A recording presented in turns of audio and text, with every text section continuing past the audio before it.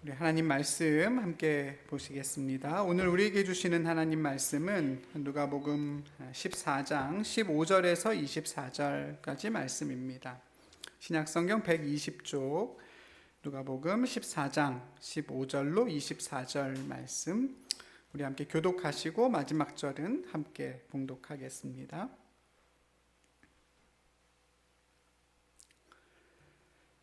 함께 먹는 사람 중에 하나가 이 말을 듣고 이르되 무릇 하나님의 나라에서 떡을 먹는 자는 복되도다 하니, 이르시되 어떤 사람이 큰 잔치를 베풀고 많은 사람을 청하였다.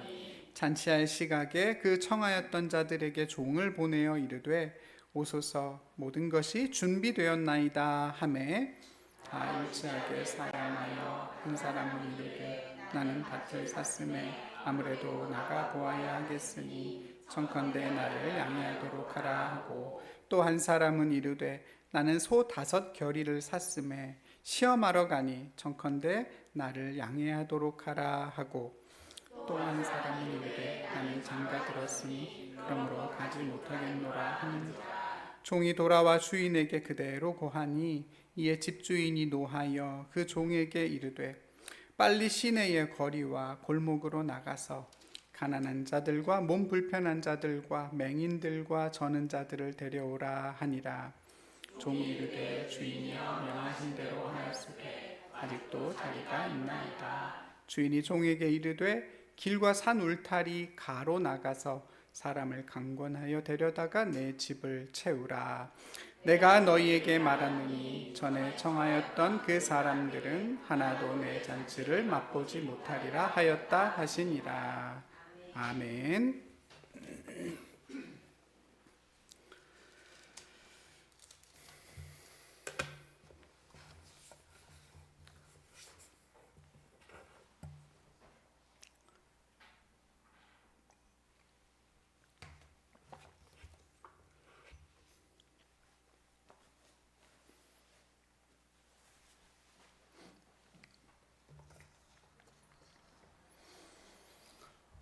오늘 보면 15절에 하나님의 나라에서 떡을 먹는 자를 오늘 말씀의 제목으로 삼습니다. 이 말씀도 저와 여러분의 삶으로 고백되기를 바랍니다.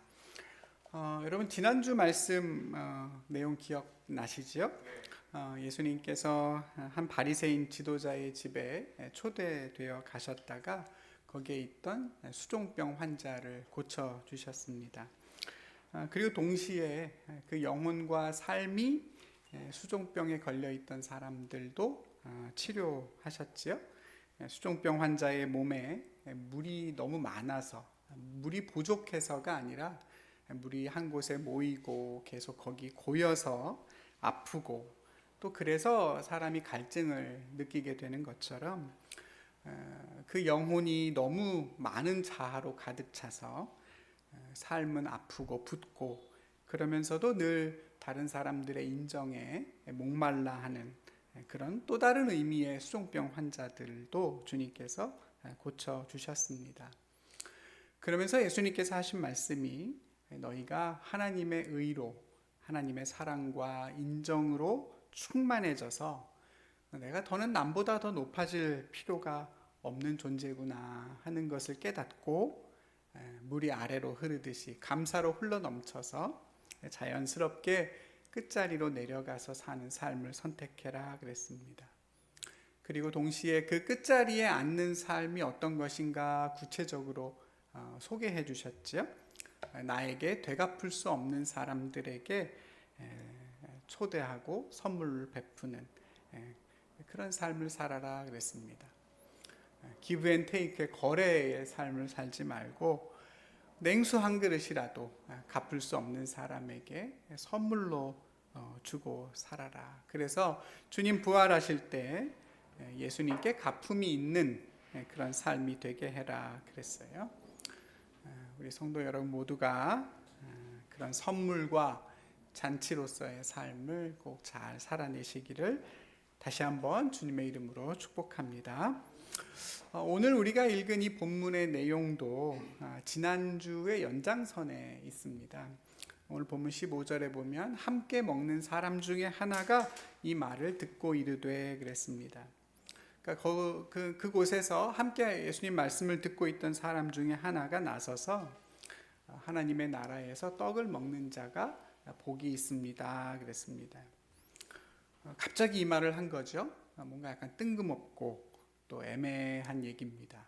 왜 갑자기 이런 소리를 했을까 곰곰이 생각해 보니 그때 분위기가 그래서였던 것 같아요. 예수님께서 사람들이 다 높은 자리에 앉는 걸 보시면서 끝자리에 앉아라 말씀하시고, 또 많은 사람들을 초대한 그 바리새인의 지도자에게 여기 있는 이런 사람들 초대하지 말고 갚을 수 없는 가난한 사람, 아픈 사람 초대해라 이렇게 말씀을 하셨잖아요. 그러니까 분위기가 어땠을까요? 좋진 않았겠지요? 좀 썰렁하고 애매해졌을 겁니다. 만찬의 흥이 다 이제 깨져버린 거죠. 왜 우리가 여기 있나? 우린 뭔가? 이제 이런 생각을 할 때쯤 어떤 사람이 분위기를 환기시키기 위해서 그래도 우리는 하나님의 나라에서 떡을 먹게 될 사람들이니 참 복이 있습니다. 이렇게 나와 다른 사람들을 축복하면서 분위기를 바꿔보려고 한 겁니다.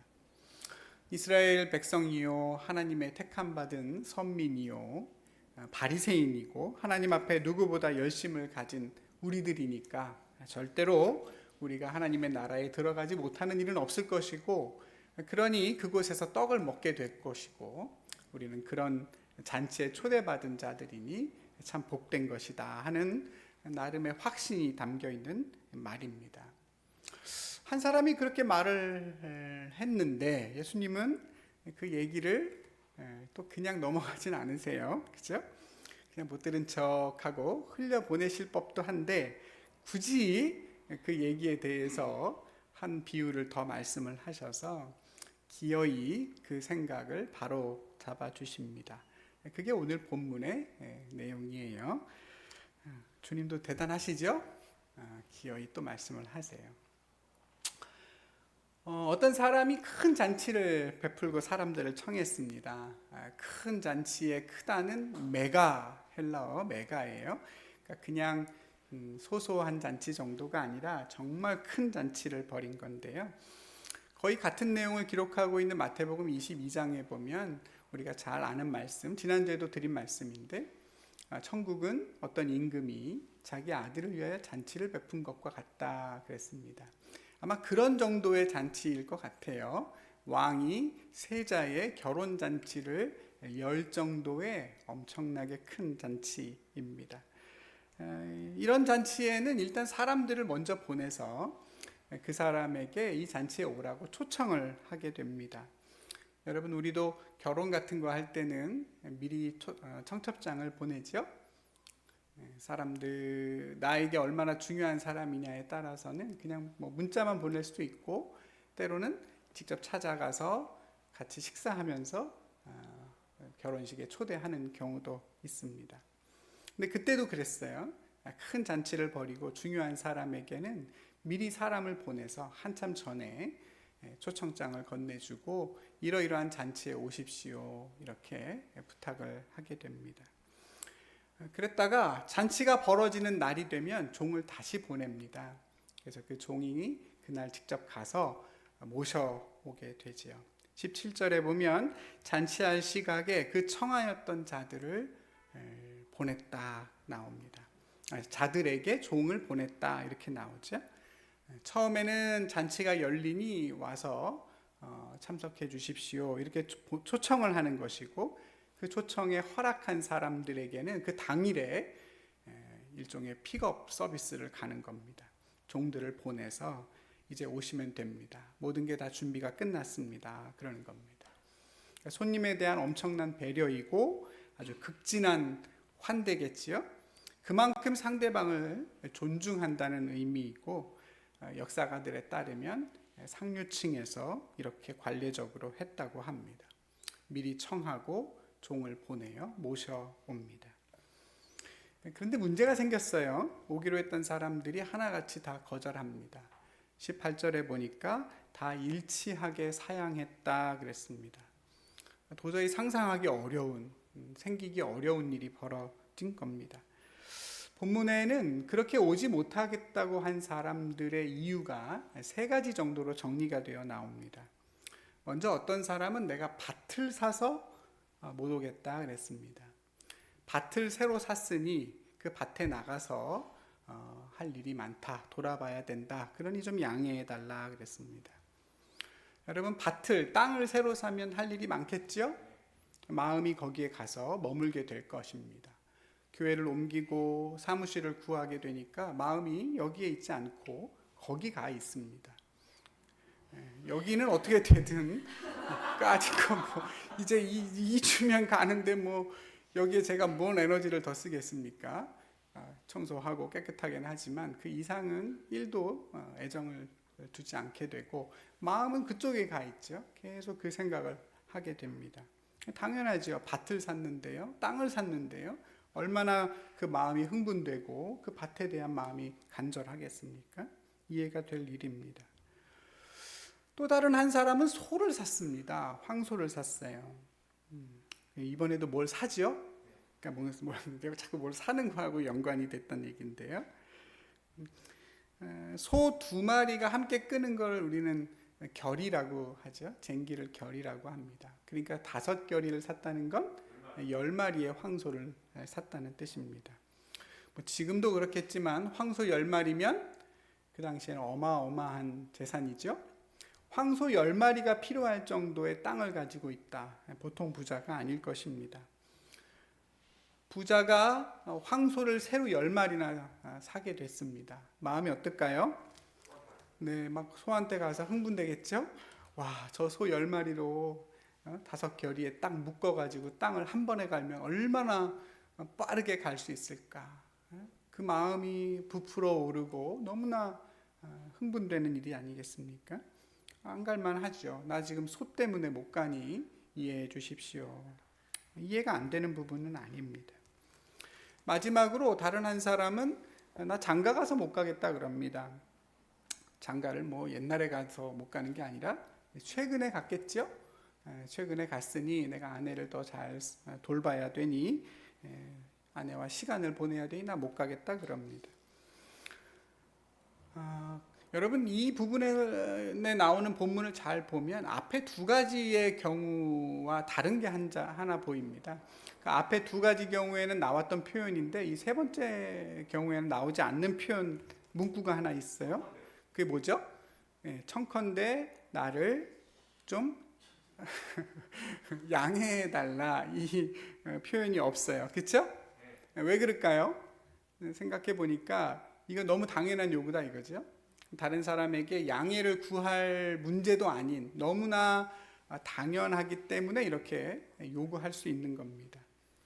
실제로 신명기 말씀에 보면 그런 얘기 있어요. 결혼한 남자의 경우에는 1년 동안에는 아무것도 시키지 말아라. 한가하게 집에서 아내와 시간을 보낼 수 있도록 해라. 이게 율법이에요. 어느 정도냐? 군대에서 징집을 할 때, 전쟁이 나서 나라가 위태로울 때도 1년 안에, 결혼한 지 1년이 아직 안 됐으면 가지 않습니다. 가지 않고 집에 머물면서 쉬어도 되는 거예요. 전쟁에도 안 나가는 마당에 여러분 잔치에 안 가도 되겠죠? 충분히 그럴 만한 일이 됩니다. 그러니까 생각해 보면 지금 납득할 만한 이유들이 다 있어요. 그렇죠? 내 재산을 관리해야 되고 또 중요한 일도 지금 처리해야 되고 결혼했으니 가족을 또 챙겨야 되고 이 모든 것들이 다 이유가 될 만한 세상을 살아가는 데 있어서 아주 본질적인 책무들입니다.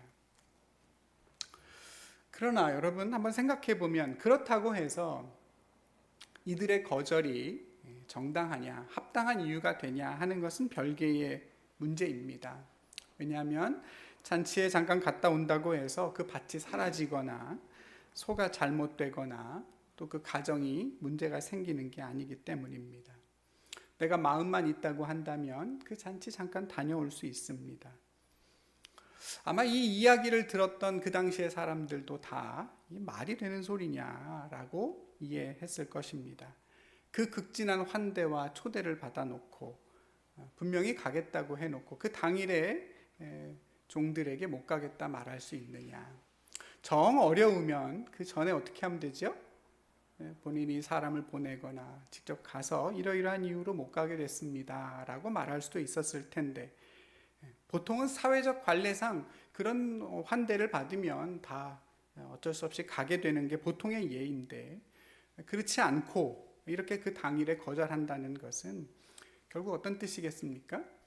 그 사람과의 관계를 그다지 중요하게 여기지 않는 것이고, 이렇게 내가 한다고 하더라도 그 사람이 나에게 입힐 수 있는 피해가 그리 크지 않다는 판단이 섰기 때문입니다. 이 사람하고 이 일로 인해서 그만 잘 어그러지더라도 그냥 그럴 수 있지 뭐, 그냥 이 사람과의 관계는 그 정도로만 하고 지내야겠다 하는 판단이 이미 내려진 것입니다. 그렇게 손님을 모시러 갔던 종들이 다 돌아와서 주인에게 사정을 말했습니다. 그걸 들은 주인 마음이 어떨까요? 네. 실망을 넘어서 분노했다고 오늘 예수님 말씀하시죠. 21절인데 노했다 그랬습니다. 이해가 되는 반응입니다. 그죠? 미리 다 초청하고 잔칫날이 돼서 종들을 다 보냈는데 그 자리에서 거절을 한다는 것은 무례함을 넘어서 나를 무시한다는 뜻이기 때문입니다. 그런데 여러분, 분노는 분노이고 이제 이 주인에게는 중요한 결정을 내려야 하는 상황이 됐습니다. 뭘 선택하고 뭘 결정해야 되죠? 이 잔치를 어떻게 할 거냐 결정을 내려야 됩니다. 이걸 그냥 그만둘 거냐, 아니면 그냥 사람이 없지만 그냥 진행할 것이냐, 아니면 좀 연기를 할 거냐, 이걸 이제 판단을 해서 주인이 결정을 내려야 됩니다. 여러분 같으면 어떻게 하시겠습니까? 잔치의 성격에 따라 좀 다르겠지요, 여러분. 그죠? 아들의 혼인잔치예요. 그럼 어떻게 해야 됩니까? 그냥 해야죠. 어떻게 해요? 그죠? 그냥 해야 됩니다. 근데 조금 연기할 수 있는 그런 거라면 나중에 할 수도 있겠죠. 오늘 본문에는 어떤 잔치라고 나오지 않습니다. 근데 이 주인은 결국 어떻게 하기로 했어요? 그냥 잔치를 이어가기로 했습니다. 문제는 이제 그 잔치에 참여할 손님을 어떻게 부르느냐 하는 겁니다. 손님 없이 어떻게 잔치를 치르겠어요? 메가급 잔치인데요. 그래서 종들을 다시 바깥으로 보내서 골목과 시내와 거리로 가서 사람들을 데리고 와라 그랬습니다. 근데 여러분, 아무리 큰 잔치여도, 아무리 좋은 잔치여도 당일날 얼마 남지 않은 상태에서 사람을 초대하면 가기가 어렵죠. 안 갑니다. 다들 바쁜 약속이 있고, 그래서 누가 가겠습니까? 가는 사람이 결국 누구지요? 가난한 사람, 몸이 아픈 사람, 저는 사람, 시각장애인, 이런 사람들만 데려오라고 하는 이유가 어차피 그들 외에는 올 사람들이 없기 때문입니다. 이게 누군가 봤더니 앞선 단락에서 예수님이 바리새인 그 지도자에게 사람을 초대하려거든 이런 사람 초대해라 라고 하시면서 하신 그 13절에 나오는 그 사람들과 똑같지요? 너무나 똑같이 말씀하세요. 바로 그 사람들을 데리고 와라. 딱히 중요한 일도 없는 사람들이고 늘 외롭고 배고픈 자들이 아니냐. 실제로 그렇지요? 이 사람들은 어디 잔치에 있으면 얼마나 가고 싶었겠어요? 못 가죠. 근데 기회가 돼서 이제 잔치에 가게 됐습니다. 진짜 밥 한 그릇 배불리 먹어보는 게 소원인 사람들일 텐데 가게 되는 거죠. 불러주기만 하면 거절할 이유가 없습니다. 이게 웬 떡이냐, 감지덕지 하면서 갈 겁니다. 주인은 그렇게 결정을 했습니다. 잔치 취소는 없다. 반드시 열릴 것이니 가서 빨리 데려와라. 사실 당시의 관례로 보면 이 주인의 선택은 대단히 비합리적입니다. 그렇게 안 했을 겁니다. 보통은. 왜냐하면 지난주에도 말씀드렸지만 내가 내 잔치에 누구를 초대했느냐가, 누가 왔느냐가 내 명성과 내 지위와 내 앞으로의 사회생활에 대단히 중요한 문제이기 때문입니다. 서로 잔치를 주고받으면서, 서로 예의를 주고받으면서 차례차례 그 지위가 올라가는 게 그 당시의 세상 질서입니다. 근데 그 속에서 오기로 한 사람이 취소했다고 해서 아무나 막 데려다가 초대할 수가 없는 것이죠. 근데 이 주인은 다른 결정을 합니다. 잔치는 기어이 강행을 해야 되고 누구든 초대해서 그 잔치를 누리게 할 작정입니다. 종들이 가서 가난하고 아픈 사람들을 다 데려왔어요. 근데도 어떠냐면 자리가 아직도 비어 있습니다. 그래서 주인이 다시 종을 세 번째로 보냅니다. 종들 바쁘지요? 또 보내요. 그래서 이번에는 마을 거리 시내로 가지 말고 더 바깥으로 나가라. 산 울타리까지, 마을 어기 넘어서 저 한적한 산까지 가서 사람 데려와라. 나그네이든 이방인이든 상관없다. 무조건 다 데려와서 내 집을 강건하여 채워라 그랬습니다. 원래 강건하여 내 집을 채우라, 어느 때 많이 들어본 말씀이지요? 전도 집회할 때 내 집을, 하나님의 집을 강건하여 채워라, 그런 뜻으로 많이 사용하는데 사실 이 본문의 의미는 그런 건 아닙니다. 우리는 여기에 부르러 간 종이 아니라 초대받은 손님에 해당되는 비유이기 때문이죠. 어쨌든 그렇게 세 번째 보내면서 하는 주인의 말이 또 충격적입니다. 24절에 보면 내가 너희에게 말하노니 전에 청하였던 그 사람들은 하나도 내 잔치를 맛보지 못하리라 그랬습니다. 주인에게는 이게 이 잔치를 채워야 하는 이유 중에 하나입니다. 가난하고 몸 불편한 사람들, 나그네와 이방인들까지 그들이 다 이 자리를 꽉 채우게 해서 처음 초대받았던 사람들에게는 기회가 없을 거라고 말합니다. 이렇게 비유는 끝나죠? 큰 만찬은 이제 전혀 예상하지 못했던 사람들의 차지가 되고 처음 초대받았던 사람들에게는 기회가 사라집니다. 예수님은 이 얘기를 바리새인 지도자의 집에 있던 사람들에게, 그리고 누구에게? 하나님의 나라에서 떡을 먹을 사람들은 복이 있습니다 라고 말했던 그들에게 다시 한번 하나님 나라의 비유에 대해서 설명을 하신 것입니다. 어떻습니까, 여러분? 예수님이 왜 이 비유의 말씀을 그들에게 하셨고 이 말씀의 의미가 뭔지 좀 헤아려지시죠? 네, 이해가 되실 겁니다. 사실 이 비유는 아주 대단히 명쾌한 의미입니다. 무릇 하나님의 나라에서 떡을 먹는 자는 복이 있습니다. 우리는 다 그렇게 복 있는 사람들입니다. 감사합니다. 우린 다 이렇게 초대받은 자들이고 천국 잔치에 참여해서 하나님의 떡을 먹을 것입니다.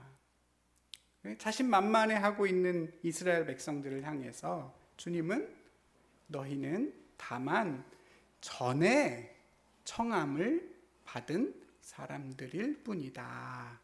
놀라운 말씀을 하시죠. 하나님의 초대에 응하는 척을 하고 있지만 실제로 너희는 거절을 했고 결국은 그 하나님 나라를 다른 사람들이 맛보게 된다. 하나님 나라의 참석자 리스트가 지금 바뀌고 있다.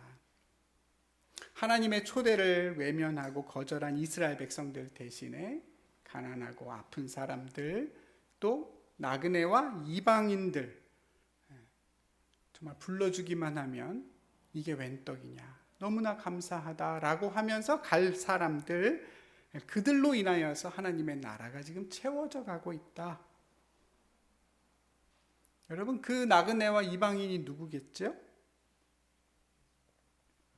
그들 중에 하나가 저와 여러분이겠죠? 맞습니까? 처음에는 청함받지 못했지만 처음 청함받은 이스라엘이 거절했기 때문에 대신 그 자리를 채우도록 초대받은 사람들이 바로 저와 여러분입니다. 성경은 명확하게 이야기하죠. 만약에 저와 여러분이 지금 하나님의 나라를 누리고 살아간다면 그건 어쩌면 다른 누군가가 먼저 그 나라를 거절했기 때문일 가능성이 높은 것입니다. 똑같은 비유를 기록하고 있는 마태복음의 비유는 이렇게 끝납니다. 청함을 받은 자는 많되 택함을 받은 자는 적으니라. 들어보셨죠? 청함을 받은 자는 많되 택함을 입은 자는 적으니라. 근데 오늘 누가복음은 어떻게 끝납니까? 전에 청하였던 사람들은 하나도 내 잔치를 맛보지 못하리라 그랬습니다. 그러니까 여러분 여기서 중요한 한 가지 용어를, 성경이 사용하는 용어를 구별하셔야 됩니다. 청함과 택함, 택함과 청함입니다. 이 둘을 잘 구별하셔야 돼요. 청함은 잔치에 초대하는 것입니다. 초대에 내가 가겠습니다 라고 말했다고 해서 그 잔치에 직접 참여한 건 아니지요.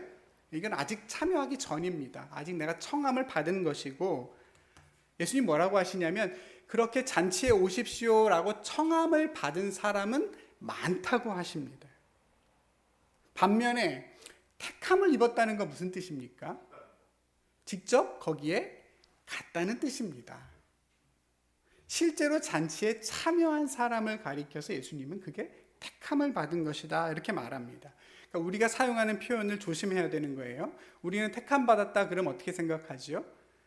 내가 초대받았다, 나중에 그 구원이 이루어진다 이렇게 생각하는데, 예수님은 그게 아닙니다.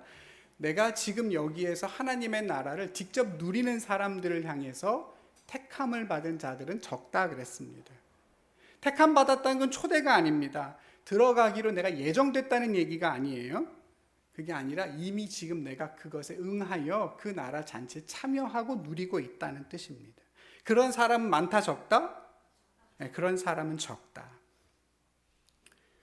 내가 택함 받은 자다라는 말은 내가 나중에 천국 갈 것을 내가 믿습니다라는 뜻이 아닙니다. 그거는 지금 내가 이미 죽어서 천국 가는 게 아니라 여기에서 하나님의 나라를 선택하고 그 만찬을 누리고 산다는 뜻입니다. 다르게 표현하면 청함이라고 하는 건 구원의 가능성을 말하는 것이고, 택함은 구원의 현실을 말하는 것입니다. 근데 적다고 하세요. 다들, 많은 사람들이 청함은 받는데 택함을 받지는 못한다는 뜻입니다. 여러분 두렵지요? 무섭지 않습니까? 내가 지금 청함을 받은 상태인가 아니면 택함을 받은 사람인가? 내가 정말 하나님의 나라를 지금 여기서 누리며 하나님의 초대에 응하고 살아가는가? 초대받은 것이 중요한 건 아닙니다, 여러분. 내가 정말로 가서 주님의 만찬을 함께 먹고 마시느냐이죠. 또 한 가지, 여러분, 이와 연관돼서 처음에 이 이야기를 한 사람, 하나님의 나라에서 떡을 먹는 사람은 복됩니다 라고 말한 이 사람이, 여러분 한번 생각해 보세요. 하나님의 나라에서 떡을 먹다의 그 먹다라는 동사를 시제를 현재를 썼을까요? 미래를 썼을까요? 이 사람이 말을 할 때 미래라고 썼겠죠? 이 사람의 생각은 미래에 가 있습니다. 지금 우리가 먹는 이 만찬처럼 하나님의 나라에서 앞으로 떡을 먹을 사람들은 복이 있습니다 그랬어요. 자, 찾아보니 3인칭 단수 미래형입니다. 근데 예수님은 뭐라고 하시죠? 그걸 현재형으로, 심지어 과거형으로 바꾸시죠? 이미 그 잔치는 시작이 됐고 택함을 받은 자들은 복이 있다고 하십니다. 예수님께서 이 땅에 오심으로 인하여, 예수님을 통하여 하나님의 나라가 이미 우리 가운데 와 있고, 누군가에 의해서는 그 나라가 경험되고 누려지고 있습니다. 나중에 가는 천국의 문제가 아니라 예수님은 지금 여기에서 그 나라를 누리고 살아야 한다는 얘기입니다. 내가 지금 이 땅에서 하나님의 나라를 누리고 살지를 못하는데 죽어서 천국에 간다. 여러분, 이건 아무도 모를 일이고, 오늘 예수님의 말씀에 따르면 아마도 그건 대단히 회의적인 일입니다.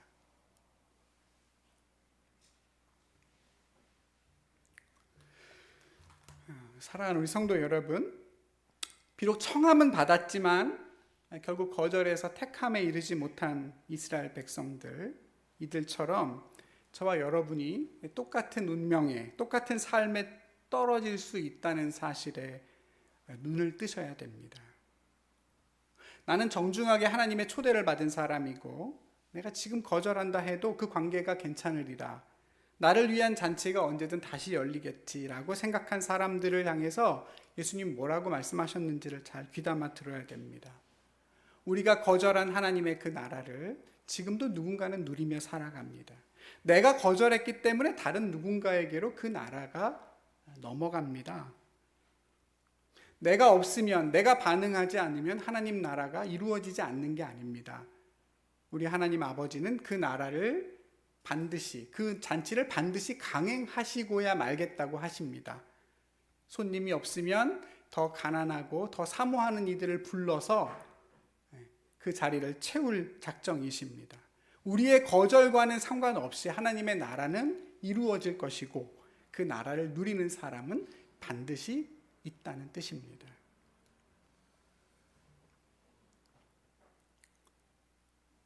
이스라엘 백성들이 그랬던 것처럼 저와 여러분도 하나님의 청함과 택함 그 사이에서 늘 살아갑니다. 이스라엘 백성들은 내가 언제든 그 자리에 있을 만하다고 여겼기 때문에 결국 택함에 이르지 못했습니다. 여러분, 저와 여러분 어떻습니까? 나를 초대해 주시다니, 나에게 하나님의 나라의 만찬을 불러주시다니 감지덕지한 마음입니까? 처음 하나님이 우리를 불러주셨을 때만 해도 우린 그런 마음이었습니다. 얼마나 감격했고 얼마나 감사했습니까? 하나님이 나를 구원해 주셨고 나를 불러주셨고 나를 써주신다고, 나를 부르신다고 했을 때 우리는 어땠습니까? 주님, 내가 여기 있습니다. 주님, 나를 사용해 주십시오. 주님 말씀하시면 내가 어디든 가겠습니다. 세상에서 번듯한 장막에 사는 것보다 나는 주님 성전 문지기로 사는 게 더 좋은 사람입니다. 그렇게 고백했던 우리가, 그렇게 겸비했던 우리의 마음이 지금은 어떻습니까? 당연히 나는 초대를 받았지. 나는 당연히 주님의 부르심을 받을 만한 사람이지.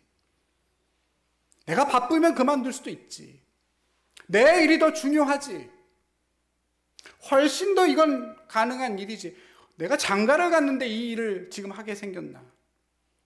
내가 밭을 샀고 내가 황소를 10마리나 샀는데 나중에 가도 그게 무슨 상관입니까? 나는 지금 못 갑니다. 그게 우리의 모습은 아닙니까? 하나님의 나라를 이 땅에서 산다고 할 때 하나님 나라가 도대체 무엇입니까? 하나님의 나라를 내가 산다는 말의 의미가 뭡니까?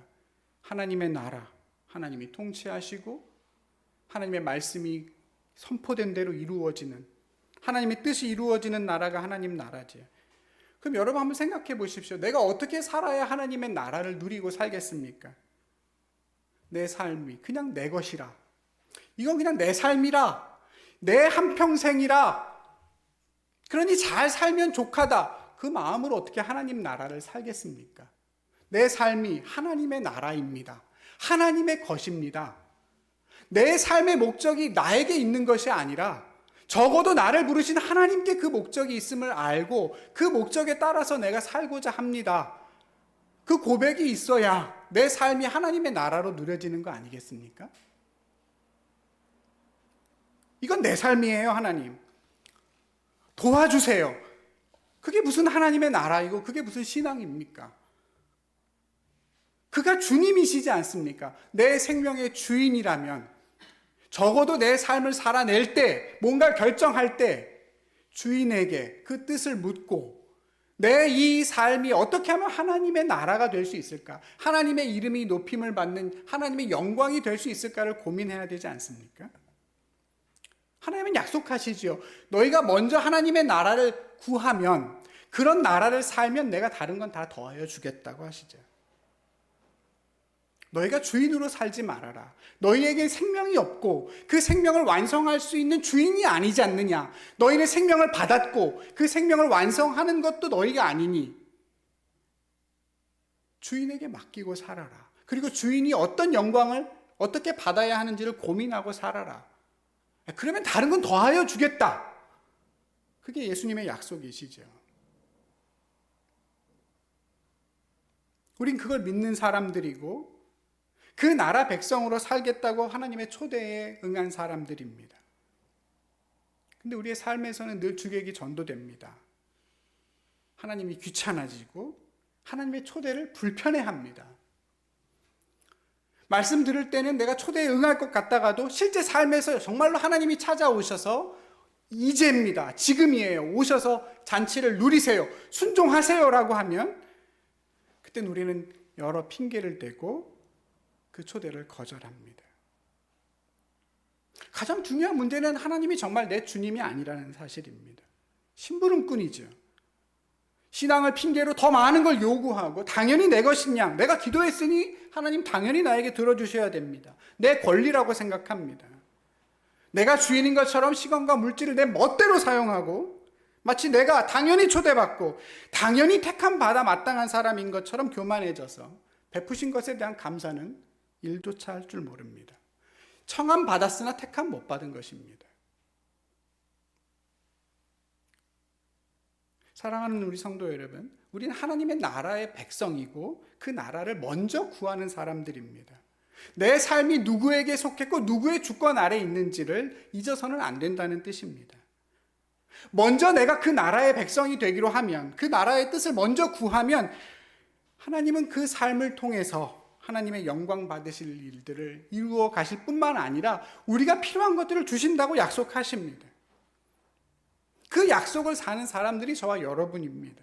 밭을 사든 소를 키우든 장가를 가든 그건 다 하나님의 초대를 거절할 이유가 아니라 우리가 우리의 삶에서 하나님의 나라를 실제로 경험하게 될 하나의 기회인 것입니다. 아멘입니까? 주중에 어떤 한 성도님께서 진로에 대한 고민을 하면서 기도를 부탁해 오셨습니다. 지금 나에게 A와 B 이 두 갈래의 길이 놓여 있는데 하나를 선택해야 됩니다. 너무나 중요한 문제인데 그 둘의 장단점이 너무 분명해요. 제가 들어봐도 결정이 쉽지 않은 거예요. 그래서 기도를 부탁하셨고 저 혼자 저 중보기도 팀하고 같이 저 혼자 못해서 다 같이 기도를 했습니다.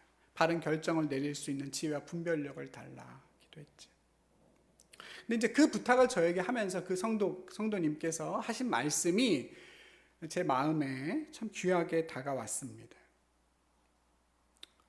보통 그냥 이렇게 부탁하겠죠. 어떤 선택이 저에게 좋을지, 어떻게 하면 좋은 선택을 할 수 있을지 분별력을 달라 이렇게 기도 부탁할 수 있잖아요. 근데 그렇게 안 하시고 뭐라고 했냐면 무엇을 결정하는 것이 하나님의 뜻에 합당한가, 그리고 이 길을 통해서 하나님의 뜻이 이루어지는 것을 발견할 수 있는 그런 길을 선택할 수 있도록 기도를 해달라 그랬습니다. 목사한테 기도 부탁하니까 그냥 그렇게 한 게 아니라 제가 듣기에는 진심으로 빈말이 아니라고 느껴졌어요. 하나님의 뜻이 이루어지는 것을 볼 수 있는, 경험할 수 있는 길을 선택하게 해 주십시오. 내가 주인으로 사는 세상에서는 할 수 없는 말입니다. 하나님을 수단으로 삼는 신앙에서는 나올 수 없는 고백이에요. 하나님을 내 삶의 주인으로 인정하고 내가 어떻게든 하나님의 나라를 한번 살아보려고 하고 그랬을 때 내게 더하시는 것들을 경험해 보려고 하기 때문에 나올 수 있는 말입니다. 돈 좀 더 많이 벌고 내 삶이 좀 더 편해지기를 목적으로 삼는 사람들에게서는 나올 수 없는 얘기죠. 내 삶이기 이전에, 이것이 내가 살아가는 내 인생이기 이전에 하나님의 영광이 드러나는 하나님의 나라가 된다는 것을 믿는 믿음 없이는 못할 얘기입니다. 이 길이 하나님의 뜻에 합당한가? 이 직장을 통해서 내 하나님의 뜻이 이루어져 갈 수 있는가? 한 번이라도 고민할 수 있다는 것은 그가 하나님의 백성이기 때문인 것입니다. 그 A, B 두 가지 중에 결국 하나를 선택했다고 주말에 저에게 연락을 받았습니다. 제 개인적인 인간적인 생각에는 잘 결정했다고 생각이 됐습니다. 그게 맞다. 근데 솔직히 제 속마음은 어땠냐면 아무 쪽이나 결정했어도 상관이 없다. 지금도 그렇습니다. 그렇지 않습니까, 여러분? 그 둘 중에 어느 걸 선택했다고 하나님이 이건 정답이고 이건 오답이다 이러겠습니까? 내 삶을 하나님의 뜻에 맞춰서 살려고 기도했는데 그 삶을 하나님이 합력해서 선으로 인도해 가지 못하시겠습니까? 그렇지 않습니까? 살아보니 인생에 정답이 있습니까? A, B 줄 중에 나에게 정말로 유익한 게 A라는 판단을 누가 내릴 수 있겠습니까? 정답이 없는 게 인생이잖아요. 다만 우리는 A, B 중에 선택할 기준을 따로 갖고 있을 뿐입니다. 답이 있는 게 아니라 그 답을 찾기 위해 어떤 기준과 어떤 원칙을 갖고 사느냐의 차이에 있는 거죠. 세상 사람들은 그 기준이 뭐겠습니까? 돈이죠. 돈을 조금이라도 더 많이 주고 내가 조금 더 편하게 더 많은 돈을 벌 수 있는 곳이면 누구든 갈 겁니다. 그게 세상의 원칙이고 원리죠. 그걸 잘못됐다고 하는 게 아닙니다, 여러분. 그것도 하나의 인생이고 그것도 하나의 선택의 기준입니다. 그러나 하나님의 백성은 그게 다는 아니란 말입니다. 그게 다는 아니란 말입니다. 그걸 살기가 어렵죠. 그래서 성도가 되는 것보다 성도로 사는 게 100만 배 더 어려운 겁니다. 초대받는 건 어려운 게 아니에요. 근데 그 순간에 내가 하나님의 초대에 응하는 건 어렵습니다. 눈앞에 보이는 이익을 내려놓을 수도 있어야 되기 때문이에요.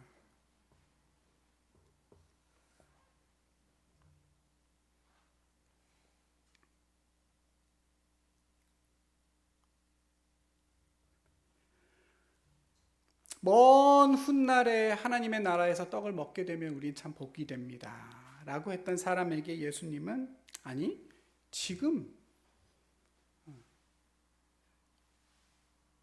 천국의 잔치에 초대함을 받아 택함을 받은 사람들은 복되다고 하십니다. 지금 응답하라고 하세요. 그 천국의 식사는 먼 데 있는 것이 아니라 지금 이미 예수님을 통해 우리 가운데 와 있고, 저는 그 떡이라는 말이 주님의 입에서 나오는 말씀의 떡을 또 떠올리게 되지 않습니까, 여러분? 그 떡을 배불리 먹으라고 하십니다. 사랑하는 우리 성도 여러분, 나중에 하나님 나라에 가서 그 떡도 맛있게 잡수시고 이 땅에서도 말씀의 떡을, 하나님의 나라의 떡을 배불리 잡수시기 바랍니다.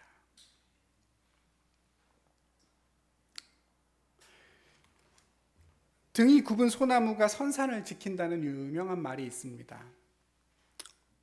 등 굽은 소나무가 선산을 지킵니다. 잘나고 똑똑한 자식들은 다 부모 곁을 빨리 떠나서 자기 세상 사느라고 바쁘고, 세상 기준으로는 등이 굽은 소나무처럼 별 볼 일 없는 자식들만 부모 곁에 남아서 부모를 돌보며 산다는 얘기입니다. 저 오늘 주님 말씀 들으면서 하나님의 나라가 그런 건 아닌가 생각이 됐습니다. 밭도 사고 소도 사고 결혼도 하고 뭐 하나 부족함 없이 다 누리고 사는 사람들은 굳이 하나님의 나라까지 없어도 될지 모릅니다. 대신 가난하고 소외되고 아프고 어디 갈 데 없는 사람들이 주님과 함께 합니다. 그러니까 여러분, 너무 바쁜 사람 되려고, 너무 대단하고 너무 돈 많은 사람 되려고 하지 마시고, 아무리 바빠도 하나님의 잔치에, 하나님의 말씀에 떡을 먹으러 가는 그 여러분 일상의 삶에까지 거기 못 갈 정도로까지 바쁘게는 사시지 마시기 바랍니다. 여러분 마음이 가난하시기를 축복합니다. 부자로 살아도 마음이 가난한 분들 많이 있잖아요. 가난해도 마음이 부자일 수도 있어요. 내가 지금 어떤가? 과연 나는 청함을 받았나? 택함을 받았나? 여러분의 삶을 잘 분별하셔서 하나님 나라의 잔치로 누리며 사시기를 바랍니다. 하나님의 나라가 잔치라 하시니 얼마나 감사한 일입니까? 우리는 하나님의 나라 잔치에 초대받았고 택함까지 받을 수 있도록 은혜를 입은 사람입니다. 다행히 아직 자리가 많습니다. 그 자리가 많아요.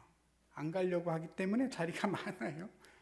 지금 당장 그 떡을 먹는 자리로 달려가실 수 있는 저와 여러분 되기를 바랍니다. 기도하겠습니다.